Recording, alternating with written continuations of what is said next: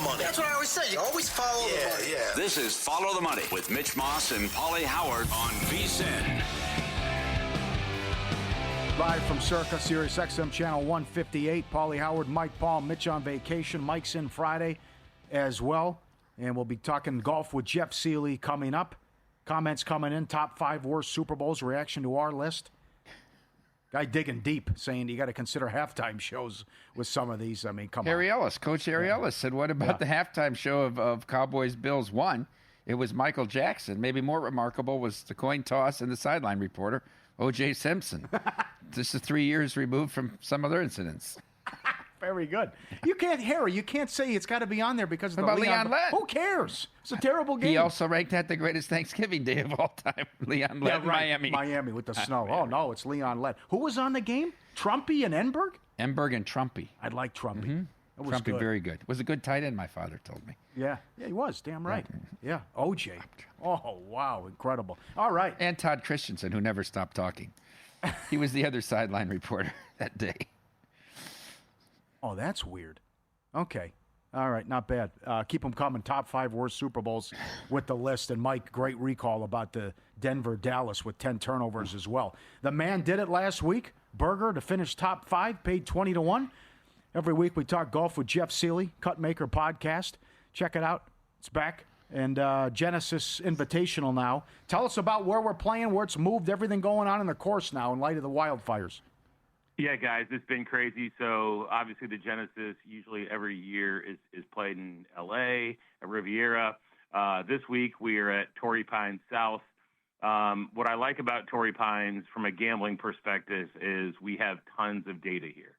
So we know kind of what to expect, especially if you factor in some weather from Torrey Pines. It's going to be a beast from this distance-wise, 7,800-yard, par 72, insanely long course, but we do have some good shot link data, so I am very, very excited about this week because, A, it's an elevated event, so you've got a good field. But, man, we have a lot of really good golfers at really good prices. Yes, some of it's Scotty, but, man, we're going to talk about this, but, man, this is probably the best time in 2025 to bet golf. So I'm very, very excited about this week. How about the weather, though? And if it's going to rain the first 2 days. Yeah, and it's supposed to rain a ton on Thursday and even Friday, making the weather a factor. Whereas if it is hard and fast, it's going to run out a ton. It's going to be hard to hold the greens. If it's wet, it's going to play longer, but it's going to be easier to hold the greens and the fairways for that matter. So I think it's going to be. You're still going to have to carry the ball a long way, either that or be an elite long iron player. And there, like I said, a lot of guys north of 50-1 I like a lot. There is a 70-man field this week with the top 50 players within 10 shots of the lead after 2 days making the cut. So I think it's going to be similar to a Masters, right? We'll have a cut, but a very nominal cut. So I would expect most guys to play 4 rounds of golf. Before we get to those 50-1 shots, let's start with the top of the board, and we're going to start with Morikawa at 16-1. Tell us why. Yeah, guys. I mean, I like Rory. I think Rory, certainly I could make a case for him to win pretty easily, but given his price, I'm not going to bet him. I will play him a lot in DFS, but the first guy I'm going to bet is Morikawa. And quite honestly, he's going to put himself in a good position with long irons, and this is his only positive putting surface. If there were ever an each way or top 5 opportunity to bet Colin Morikawa, this is it. Dating back to last year's Masters, Morikawa's finished 5th or better in 7 of his last 16 events, and I think we're probably getting a 50-50 proposition for him this week to finish top 5, given the course and conditions. I know that's a bold statement, but I feel that way. Mm-hmm. So we're getting him plus 260 to finish top 5, including ties. I'm definitely going to bet that. I think that's a great play. And guys, after battling sickness the last few weeks, including a WD at the AT&T, we're getting a discount on Ludwig Aubert. Finished 9th at the Farmers here in 2024. And we know this guy can drive the ball as well as anyone. Hits it dead straight on a frozen rope. It is really fun to watch. It will come down to putting for him this week, and the fact that he gained with his putter last year gives me some faith. So we may not see Aberg at this price again for the remainder of 2025. So take advantage of this while you can. Love Aubert. I said Aberg, but Aubert at 25 to 1. I like that a lot in top 20 as well. Mid-tier to win in top 20. How about Im in the 35 to 40 to 1 range? Yeah, guys. I mean, I think we're back to seeing good Sung Jae Im. This is another situation where we're getting a big discount because his irons have been a mess for 3 of the last 4 weeks. But taking a look at his last 20 events, he's finished inside the top 13 times. He struggled in 3 of his last 4 events, but his lone bright spot was a 4th-place finish here at the Farmers 3 weeks ago. I'm back in on Sanjay at this price, and I love a top 10 at plus 260 or so. I think Sanjay is very interesting. Will Zalatoris, this price has come crashing down. Will opened at I think 55 or 60. Now he's in the 45 to 50 range. I've been on this train all year, and I'm not getting off now. If he plays the way he played at Torrey in 2024, it bodes very well for Zalatoris. Finished 13th and gained in every category across the board. That's the big thing for Zalatoris is can he gain chipping and putting? At his best, we know he is one of the top ball strikers on tour, and he's always a very, very interesting first-round leader play. I'm going to play him first-round leader this week. The outright market's interesting, and I'll have a little of that. But Zalatoris top 20, anything plus money is going to be one of my bigger bets this week. He's been inside the top 20 in 3 of his last 6. And when the putting's solid, which is usually concerned with him, it has been solid. Gaining putting in 5 of the last 6 events. I'm in on Willie Z. Russell Henley doesn't hit the ball a long way. Very strong long iron player. Another guy I like top 20 a lot. I'm going to play him top 20 at plus 130. Have a little bit of outright at 65 to 1. And then, guys, we're getting Victor Hovland at 55 to 1. And this has been an incredible story. I mean, it's another situation where we just bet on talent. He took a break after dealing with some struggles and broke his toe on the side of his bed. So things have been a bit of a mess for Hovland. But he's only played 5 tournaments in the last 7 months. The AT&T, he showed some signs of life. He gained every single stat except for his customary around the green and on the greens. If he can just hit the greens and not miss the greens and just 2-putt, Victor Hovland's very alive here. 55 to 1 for an elite tour talent, I think is worth a shot. And again, another guy you might consider for a first-round leader. All the money, Pauly and Mike Palm, VSiN, the Sports Betting Network. Jeff Sealey on the Progressive Guest Line at Cutmaker Jeff and Cutmaker Pod on X. Check that out as well. At Burger last week, 20 to 1. Okay, how about Adam Scott's had several top 20s. How about Adam Scott to win at this price, 80, 90 to 1 and a top 20 on Adam Scott?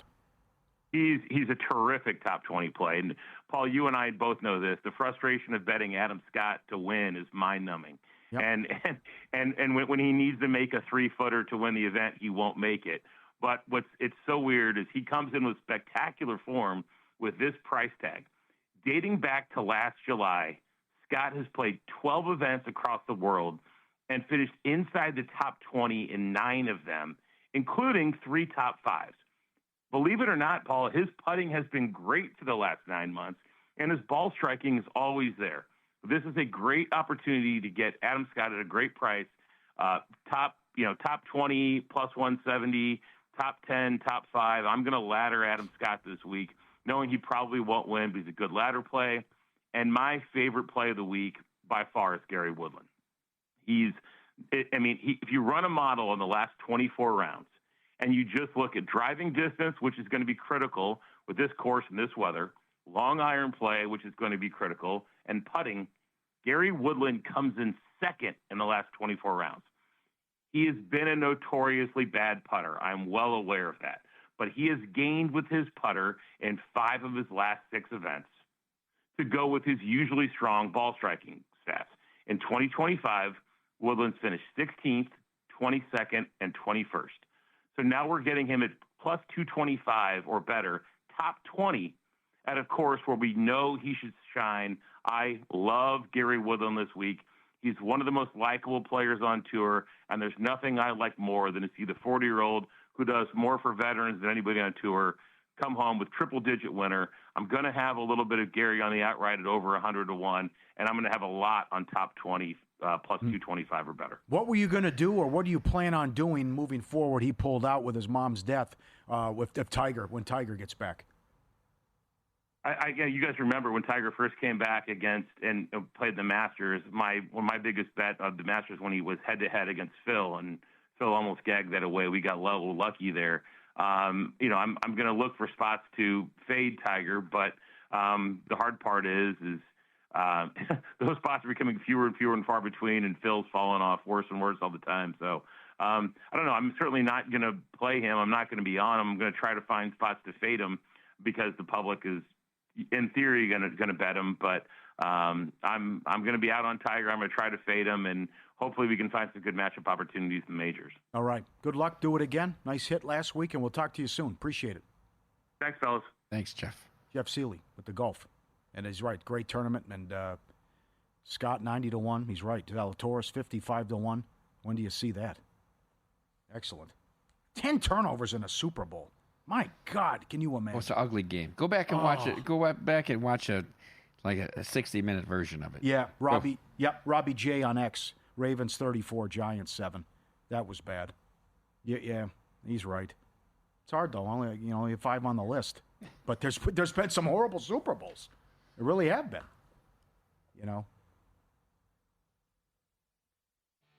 55-10 Niners. 52-17 Dallas. 46-10 Bears. 49-26 Niners. Oh. Can't wait. You cannot be serious up next. Rapid fire, 9 minutes. It'll blow your mind. Straight ahead, Visa and follow the money from Circa, baby. Sirius XM Channel 158.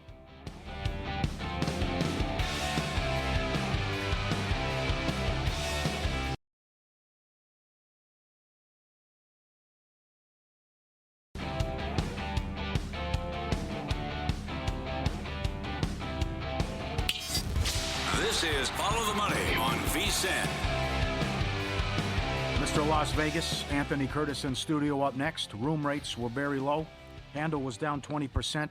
What does that mean? Do we start to panic for March Madness? We'll talk to Anthony Curtis to recap Super Bowl weekend in Las Vegas coming up. We do it every week. You know it. You love it. It's time for You Cannot Be Serious. Get him, Mike. You can't be serious, man. You cannot be serious.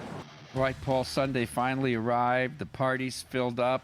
We filled up our bellies with food. We sat through the pregame for the anthem, through all the analysis. They kicked the ball off. It went into the end zone. First down at the 25. And then that moment happened, Paul. 800 people in the Galaxy Ballroom all turned and looked at each other at one time and said, "What the hell is this scoreboard?" Yes! It's the one thing that all Americans could agree on. How could Fox have screwed this up any worse? Look at that thing. It's hideous. It's too big, and it doesn't even tell you much. Poor Adam Hill kept getting the play clock messed up at the end of the quarter. He's like, why is Philadelphia ready to play here at the end? No, Adam, no. That's not the play clock. It looked like, Paul, the graphics you would see on the Thursday night when they would show the local game here. Yeah. With Kenny White and Sean King on the mic. Okay, Yes. That's what it looked like, a public television station. One guy tweeted, it looks like a ninth grader made it after opening up Photoshop for the first time. How could they have tested this, Paul? How could they have put this out there and had football fans and professionals look at this and say, that's great, that's awesome, people will love this scoreboard? How do you screw it up? They always try to do something fancy. Hell, Netflix had a better one with the one at the angle. Yeah. Fox Sports! You cannot be serious. All right. UConn off a loss at Tennessee. Women's basketball I'm talking here, Paul. They went to Tennessee. Gino, of course, complained, screamed, said it was all the officials. You can't come down here and win. I can't blame my team. And then in the post, that was on the sidelines with Holly. Okay. Then in the post game, he said, well, Paige has got to play better. Paige wants the ball except when you trap her. Then she doesn't want the ball. So now UConn plays Providence on Sunday on CBS Sports. And there was a female announcer doing color on the game. I had to look this up. Nobody knew it. Everybody was searching it. Who is this lady? She decided to make the comparison between Paige Beckers and Caitlin Clark. I gotta give you the exact quote, Paul, because it's that outrageous. She said, "What I've always loved about Paige's game is she doesn't force anything. She's not going to go out there and take 40 shots a game. She's not that kind of player. I know we've talked about Caitlin Clark's of the day. Now she's in the WNBA. There are different kinds of players, and there really no comparing them because Paige Beckers, she's an all-around versatile player. You never see her out there shooting, taking 40 or 50 shots. It's just not her game. She gets everybody involved. Well, I looked this person up. Julianne Vianney Brain. She played under her maiden name, Julianne Vianney, at Marist, and led Marist to their only Sweet 16 appearance in 2007. Since, she's been a freelance sportscaster for ESPN, CBS Sports, and SNY. Let's just break down what she said. Paige Beckers is an all-around player who gets other players involved in the game. Paige Beckers, in her years at UConn, has averaged 4.4 assists per game. She compares her to Caitlin Clark. The inference being Caitlin Clark does not get her teammates involved in the game. In her last 3 years at Iowa, Paul, Caitlin Clark led the NCAA Division I in assists per game, averaging anywhere between 8.1 and 8.7 assists per game, ending her career at Iowa with 8.6 assists per game. In her 1 year in the WNBA, her rookie season, she set the all-time assist record for a single season in the WNBA. But Paige Beckers gets her teammates involved. Paige Beckers doesn't take 40 or 50 shots a game, Paul, and playing like Caitlin Clark. In her 4 years at Iowa, Caitlin Clark averaged 20.1 field goal attempts per game, her highest being her senior year at 22.7 field goal attempts per game. First of all, stop comparing everyone to Caitlin Clark. Everyone's their own player. Paige Beckers is her own player, Juju Watkins is her own player, and Caitlin Clark is her own player. But if you're going to do it, at least get the facts right. CBS Sports. You cannot be serious! Well, it happened on Sunday. The one thing the world dreaded, Paul. The one thing we all prayed would never come to fruition. And yet here we found ourselves late in the third quarter, facing the inevitable. Listening to Tom Brady in a blowout. How was Tom Brady going to fill 30 minutes of airtime? He had to find something to talk about that he was passionate about. He had to find something to talk about that he loved, Paul, and he found it. He found Tom Brady. How many times did he talk about 2007? He did. And his over and over and over and over again, he talked about 2007. But not during the game did he give you any analysis of, well, when I face this coverage, and one time he talked about an offensive lineman had to come out and pick up somebody on the block. I don't think the experiment is going too well for all the money they spent on. Maybe that's why they could only afford that score bot. I mean, at the end of the quarter, he ran himself right into the break, Paul. I've never had any media training. I knew in my second day in VSiN about hard outs. They went to break mid-sentence of Tom Brady. He did 19 games. He still doesn't know when they're going to commercial. Again, Fox Sports. You cannot be serious! All right, let's close with this. And you highlighted it in the first hour. Everybody at American Airlines Arena that says anything negative about the Mavericks is going to get thrown out. You know they threw a 12-year-old kid out? No, I A 12-year-old child was thrown out as well. The guy on the Megatron, because he mouthed it, fire Nico. They threw out, there's tape. They threw out a video of the security getting the 12-year-old kid and escorting him out because he said the same thing, fire Nico. I'd like to go to the root of the problem here. Somebody we know here in Las Vegas who now owns the Mavericks, Peter Dumont. Oh, no. Yeah, this is... Are you familiar with our friend Peter Dumont? Now, Peter Dumont... Married in. Married into the Adelson Empire. Yep. He married Miriam's daughter, Yep. and that's how he got it. He was the central force for acquiring the Review-Journal and was the boss of the Review-Journal. We can ask our friends that work there about Peter Dumont. Now he's the principal owner of the Dallas Mavericks, and he wants to come out and he wants to show support for his organization in trading away Luka. So he's going to give a quote comparing Luka to all those great players that worked hard and all the great basketball stars that showed all this determination and dedication, right? He's got to do that to support his organization, which is the Dallas Maverick. Here's the exact quote, Paul. If you look at the greats in this league, the people that you and I grew up with, there was Jordan and Bird and Kobe and Shaq. They worked really hard every day with a singular focus to win. And if you don't have that, it doesn't work. And if you don't have that, you shouldn't be part of the Dallas Mavericks. He's speaking to the Dallas Mavericks fans. Do you think he could have mentioned Dirk Nowitzki? Do you think he naming everybody from every other team but not Dallas? He played 20 years for you, brought you a title, Hall of Fame, 75th anniversary team. Paul, in his first 11 years in the league, you know how many games, regular season games, Dirk averaged? 79.5 out of 82. Maybe that would have been a good guy to bring up in your speech, but no. Throw the 12-year-old kids out and say how hard Larry Bird and Shaq worked. Peter Dumont! You cannot be serious. There you go, Paul. You nailed it. It's great. That had to be number one. He can't. He doesn't know either. That's the other No. thing. He's probably followed the league for 20 years. Didn't know Dirk. And the most egregious is Shaq. I worked hard. He was 400 pounds on the last title team in L.A. He said it. Oh, He Chuck- would show up and get into shape while the season was going He said on. his summer, he did nothing in the summers. Oh, my Chuck God. busts his balls for it every night. Didn't work hard. Kobe called him out several times, and with Jim Gray, too. I mean, that's laughable. And then this trade gets worse now, with Davis getting hurt and could miss half the season, or all the season, what's left, the remaining games, rather, as well. That's incredible what's going on. This is so bad for the league. And Larry Bird was one of the best of all time, too. But, Larry, much like Luka, likes to tip him back after the game as well and have a beer. Like, there's nothing wrong with that. Oh, that's so bad. Never known as a beast in the weight room, Larry. Yeah, that's Throws another off your muscle memory. He always Sure. said it. Yeah, right. Another good line. Sure. Absolutely. When you look at his body. So this, you want to come here and take a vacation and all this, and it's just, as Tim Bontemp said Monday on ESPN, you're concerned about the longevity and health of your star player, so you trade him for a guy who was always hurt, and he got hurt in the first game, in the first half. It's the worst trade of all time. It's I going back and forth with David Thorpe today. It's the worst trade of all time. It's so bad. And now what they're doing, throwing people out, and it's unfortunate the guy's getting death threats, but... Did you see the funerals they had for him there? They did that, Did you too, see I the know. memorial services they had on Yeah. Sunday? Yeah. Or a Saturday before Yeah. the game against Houston? It's not like you're a laughing stock. You just went to the NBA Finals.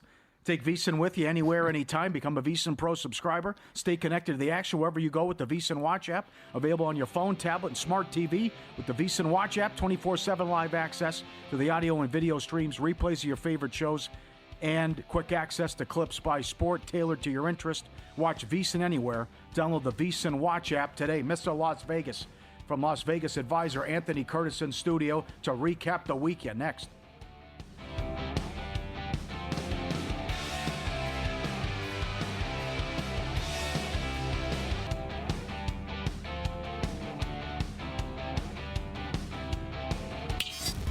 This is Follow the Money on VSiN. College Hoops card coming up, which is loaded with some significant line movement in some of the marquee games with Dallin Cuff from ESPN. Also, top 5 worst Super Bowls as well. But joined now by Mr. Las Vegas, Anthony Curtis, Las Vegas advisor at LVA_tweet on X. He joins us in studio to recap the wild weekend that was around town. And great to see as always, sir. How you doing? Doing good. 2 weeks in a row here. What's that? What's that all about? That's right. You deliver every time. All right. You man about town. Your reaction to the news, record win for Nevada Sportsbooks, $22 million. They held 14.6%. Parlays, bro. Parlays. I mean, that's a new thing in sports betting. All the parlays, all the end game, all, that kind of business. These in game things, they take out most of the correlation. You really can't find much. And people love them. They just love them. Bet a little to win a lot. And the fact that, you guys told me when I came in here that the handle was down. Okay, the handle is down, the drop was down, and they get a record. So that tells you that, they're betting into bad stuff, most likely, Well, it's good when the Chiefs lose, typically. But it's also good when a favorite gets down big, and the end game is going to be all on them coming back. And when they don't complete that. And we've done it ourselves. Chased a team we thought that was going to come back and win, and it doesn't. And to your point, the in game becomes a big part of that. Yeah, I'm not surprised by it. The handle being down, there's sports books everywhere now. You don't have to come to Vegas. I mean, I walked around. We're going to talk a little bit about it, and it wasn't like years past. There was every single place, packed to the rafters. People can go to the sports book at their casino in their state, 38 of them or whatever, it's going to have an effect at some point. Mike mentioned this too, Mike mentioned this too, and also you were on this, but everything Barkley under was big. Yeah, well, that's the other thing. I mean, everybody I talk to in the world, where they were on Saquon Barkley, Barkley. You can't stop him from going over 100. My guys were all faded Barkley. We were all under on that, So, I mean, I'm not saying like I killed it, but, some of my buddies crushed it pretty good.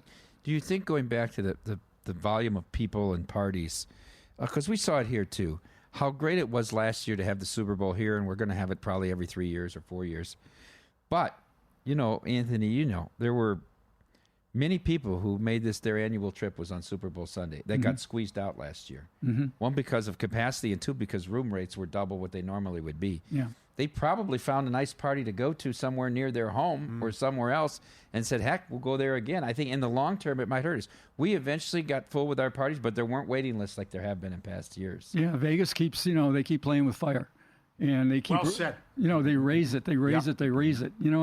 I just got word today, Westgate, $10 parking fee. It just instituted yesterday. What? Yeah, $10 at the Westgate. Oh. Now, I don't know, man. Who's going to go there? Man, you got Circuit here. You don't need to go to the Superbook, right? But, I mean, it's just everyone's doing it. They're squeezing, they're gouging. And people finally, A, they get a little bit sick of it, and B, their wallets can't handle it. I mean, that's what it boils down to. Their wallets can't handle it. They start putting it on, on a pencil and paper on a spreadsheet, and they go, look how much this is costing. And they just can't do it, and they find a better way. It doesn't make any sense. You're asking me to come from out of town to come to your place and gamble, and I'm going to give you my money and gamble.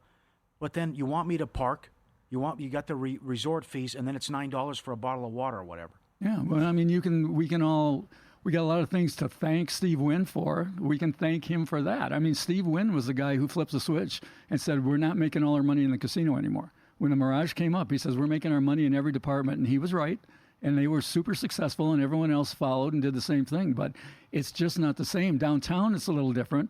In the locals joints, it's a little different. Yes, right. But, I mean, on the Strip, it's a third. It's a third of revenue now as the casino, a little bit less. 2/3 everywhere else.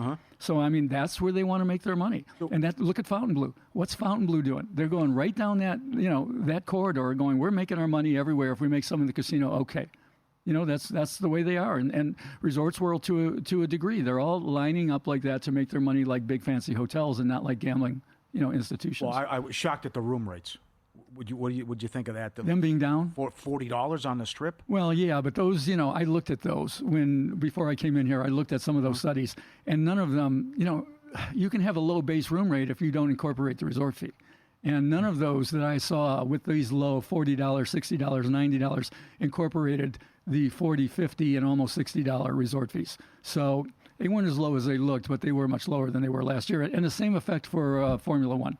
All right, everybody just got punched in the nose with Formula One last year, and this year they said, go screw it. I'm not doing it. Paul, also, when they're publishing on Friday or Thursday what everybody's at, they've also sold a great block of the rooms at a much higher price, and now you're dropping to sell the final rooms. Okay. But that's not the average rate either. Yeah, people, they have to realize, I've said this over and over again, it's really hard to do a good, thorough survey of room rates at any time. It's all yield management. It's all based on up and down and demand. And, the best you can do as a consumer is just do your homework yourself. Make your calls. Go on the websites. Check them. Compare. Because you never know what's going to switch. You never know who's at capacity and who needs people in their rooms. Can we get back to where it was back in the day, though? Because you've been here a long time. Remember, it used to be, well, come out, get a buffet for $6, $7, get breakfast for $2.99. No, because there are no buffets. No. But they're charging $70 at the Palms, and there's a line out the door. I know. Well, there are buffets. I mean, there's 13. There's 13 buffets, regular dedicated buffets in town. And there are another 13 or 14 what we call spot buffets. For example, Resorts World just put a buffet in Genting Palace, their Chinese restaurant, Cantonese. It's really good. It's like only $60, as opposed to $80 and $90 and whatever. Good seafood, all that kind of thing. It's never going to get to what that was. It's never going to be like that. But it's so cyclical. We've seen it go up and down, up and down, up and down, and it has to do with the crowd counts. It depends on how many people are coming into your joint, what you're going to do. Ask Mike. I mean, they're going to make moves based on their yield management, equations and how many people are in the place. You have to set. You're going to say, so you have X number of rooms, and then how many is the casino going to take? So you're going to get a block for the casino. How many are the OTAs going to take? And then how many can we sell directly ourselves? And, based on, is the casino filling up? What's your criteria? Well, we're going to make it higher because we can sell the room retail higher. Mm-hmm. So now, if I'm selling the room retail for $599, a $400 a day player no longer really qualifies for the room. The higher the retail goes, the more it squeezes out the player because you can't justify the revenue. And so then it becomes a dangerous cycle. Yeah, it's regular economics. It's the same thing we would do with books. We have to continue because the cost of paper and the cost of printing goes up and up and up. So we have to keep raising the price of books to the point where it sounds really ridiculous. But my point is, what does it matter what price we put on the cover? We will move that price with our own discounts and discounts to our wholesalers and everything else as need be to move them based on what the market will bear. Should people get nervous if it's not as packed for March Madness? And Mike, also, what are you looking at right now for the Madness? Although you got the number one book in the world. No, I think we're going to be fine for March Madness. It's a little different because it's a more casino heavy crowd that's going to come here. A little bit because of the pricing increases. You see people coming earlier weeks to the tournaments, the conference tournaments, if they're price sensitive. Plus, there's a lot more games you can bet on a week ahead of time. But it won't be as dependent on what's going on with the pricing because it's not as many casual fans that you get for Super Bowl. Casual fans come out. At March Madness, everybody's a diehard fan. Yeah, in my opinion, honestly, the worst thing that happened to Vegas is corporatization, because the people making the decisions are the accountants in the back room that don't understand the gambling mentality at all. And, they know how to, eke money out and they know how to maximize certain things, but they're leaving a lot on the ground with people that they're forgetting about some of the middle market who can all together, there's way more of those guys, and they can equal a high roller, or many, many high rollers. And, guys like Derek Stevens, I'm not just saying that because I'm here, but Derek works with Mike and all that, and they understand this. And some, the old timers in town, Michael Gaughan understands it as well as anybody. Absolutely. And the prices were incredible. Yeah. And that's one of the old time joints there, and to some degree, El Cortez a little bit, but they're kind of going that other direction too, So, the old timers kind of understood, and that stuff's been left by the pencil pushers. The pencil pushers have caused problems. I give a shout out. Have you been down there yet, El Cortez? Their new $20 million they put into their property. Oh, really? Really nice. Very, very nice. But they're tightening up. They got rid of their single deck games. They got rid of their, a lot of the things that made them. To their credit, they've still got some of the coin droppers, which people like. If it were me, I'd have a little bit of the old stuff all the time. Some of it, just for everybody.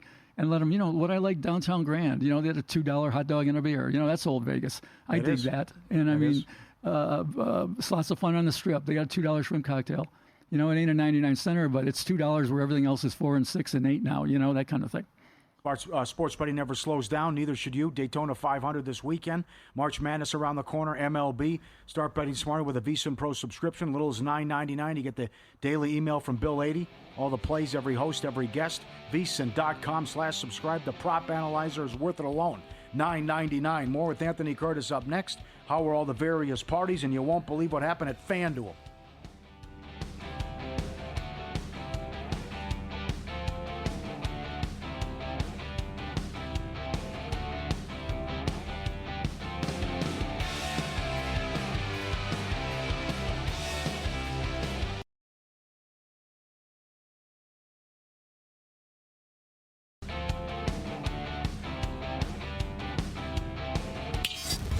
This is Follow the Money on VSiN.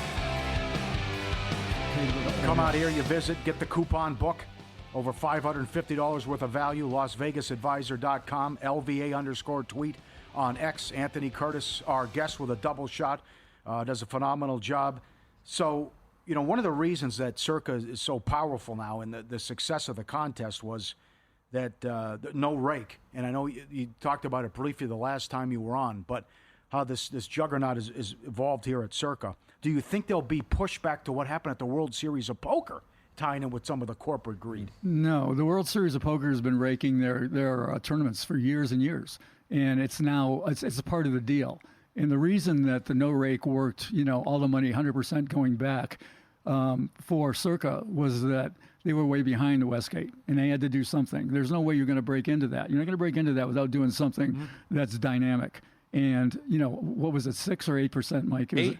So they were raking 8% off, which, by the way, is the blended rake that we calculated for the World Series of Poker is also an 8% rake, which yielded them a tidy, I think, $42 million that they raked off it. But I mean, so Circa did what they needed to do to break through. Right now at the World Series, everyone wants to be the world champ. I mean, that brand is so strong. They all want to do it. They don't mind fading it for and it's different. That's a blended rate. So for the main event, the rake is only like 1.5% or something. But for some of the like the $100 buy-ins, they have one or two of those in the 300s and the 500s. It goes 16-17% is what they're dragging off those pots. And first of all, people don't get it. They think they're great poker players. Maybe they are, but they understand nothing about tournament concept, and that you can't come out ahead with that kind of takeout. You're not that much better than everybody, right? But they're going to play because they want to take their shot. Can Derek get up to $20 million next year? I think so. Yeah, I think so. I mean, it's just it becomes more and more of a thing every year that everyone wants to do it, and you see at the end people talking about who are still in it. I was talking about it on your show, I think, that I had 1.25% and 1.5% of two different ones with only 20 left. And they both took the Colts. I just sat there and got sick. But I mean, I bet. And you talk about that. You go 1.5% of 14 million is a whole lot of money, And so the dynamics of this contest is just so great. And they did it so well here. And, I don't mean to kiss your ass straight up, but I mean, you just did it so well. And I think it will continue to grow, yeah. Yeah, it's spurned its own cottage industries of the exchange and everything, right? Mm-hmm. Because the money has gotten so big that people don't have to necessarily get in themselves before the season starts, but they can evaluate the strength of entries. Because there's, let's say there's 100 entries left. They're not all equal. It depends on which teams you have left, right? You know this, Paul. And so you evaluate it, and to your point, what the market will bear, and they put it out there and ask for a bid, and there's some compromise. Yeah. It's really interesting. There's a secondary market out there. Mm-hmm. And I mean, I'll tell you what, I personally brokered 2 deals. I did. I brokered 2 deals with people who said, I really want to get off this. Do you know anybody? I go, yeah, I know people who will take a look at your position, and if it's good enough and you give them a little bit of a discount, they'll buy it. And there's going to be more and more of that. There's nothing wrong with it. There's nothing illegal about it. Everybody's happy. It brings more people to the party. It's brilliant. It's fabulous. And you're able to monetize without having to have funds because, and also there's like people are they want to start hedging with 6 weeks left. You can, martingale yourself right into oblivion doing that. Yes. But here with selling a piece of your ticket, it's clean. Yeah. What, Mike? What if they get what if the documentary becomes big and picked up, Netflix, etc.? Well, we hope so. I mean, I think it's very well produced. And we've seen some early cuts from this year. The timing of it was unfortunate last year because it didn't come out till so late in August. I think that how much of an effect it had. Now, of course, the signups were huge the last week. I mean, we were doing 1,000 a day for almost the whole last week. But if it can get out earlier and it can get bigger distribution, then maybe the 20,000 isn't even what the goal should be. Who's doing it? So it's a group that we have that did it the last few years. And, there's several investors in it. And, they shoot a lot of footage.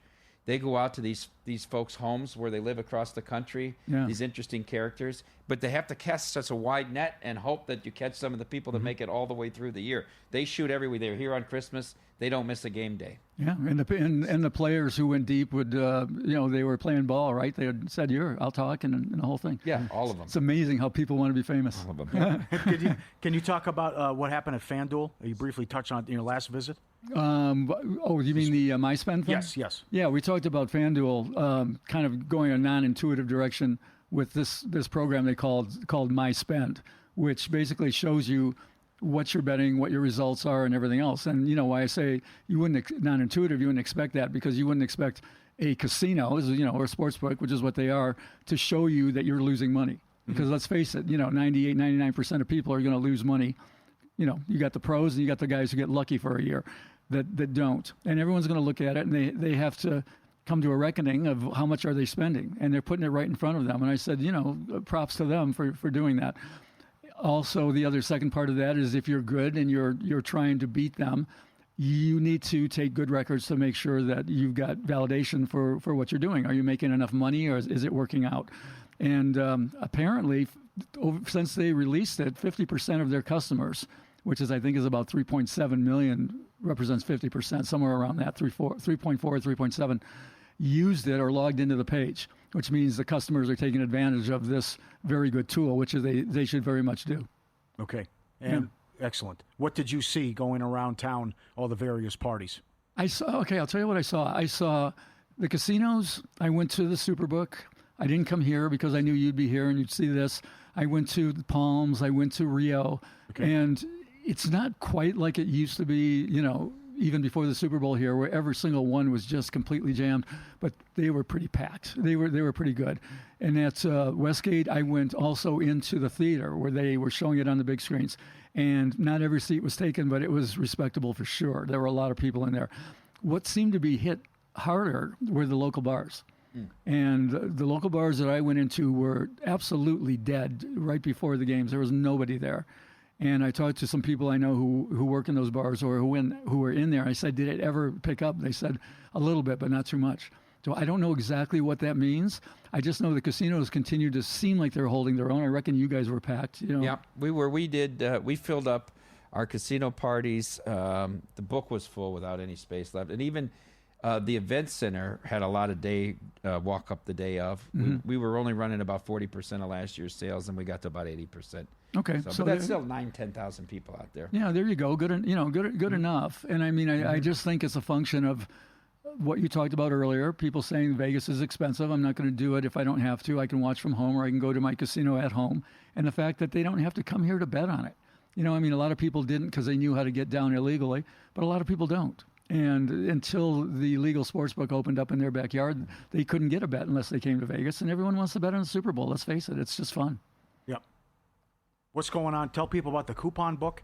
Tell people about the books you have coming out, and Las Vegas Advisor, please. Yeah, the coupon book, you're talking about member rewards that we do for the Las Vegas Advisor. And, we're a club. Las Vegas Advisor is a club. We do a newsletter every month. We have a website that mostly is paywalled now because we got sick of giving things away for free. Who's talking about greedy corporate people? Wait a minute. I've gotten that a few times, believe me. And the coupon book we've always made the coupon book so it pays for your membership of $50 like many, many times over. And, you guys talked earlier about the Palms, like an $80 lobster buffet. We got a 2-for-1. We got a BOGO at the Palms. Yep. So there's $80 right there.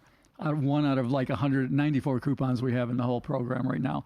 We got $17. We got two $17 glasses of champagne in the Legacy Club at Circa. Even the high and mighty Circa stuck something in there, man. I'm telling you, it's great. It is, and you're great at what you do. It's time to hold his feet to the fire. We need book number 2 with Houston Curtis. It's about to be a mechanic, and we got to have this book. I just talked to Houston. Houston's working on a book called $1 Million Mechanic. Yep. And Houston. Can't miss.